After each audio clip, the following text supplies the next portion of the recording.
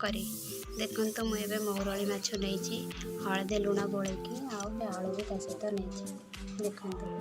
एवं आम पकाइबा छाणी देखो आमर जो भल माछ होगला एवं गोटे प्लेट को काढ़ीदेवा किसी तेल कढ़ाई पकाइबा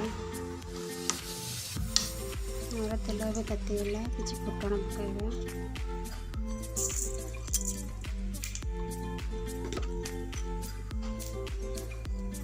तो आमर ए आलू होगला मु किसी मसला बाटिक रखी ए पकाइबा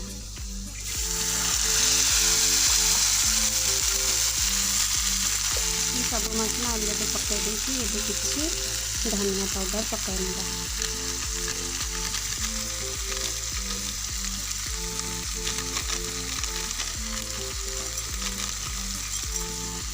मसला को भल भाव गोलाई देगा मसला को गोलाई ना तो आलू आमर भल भाव कषि होगला ए किसी पानी ना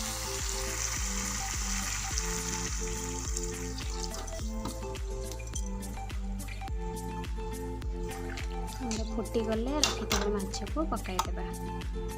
तो आमर भल भाव आलू मसला फुटी गला एवं मुझे किसी माछ को छाणिकी रखी ए पकईबा पकईकी भल भाव मिक्स करदेवा आलू मसला को माछ को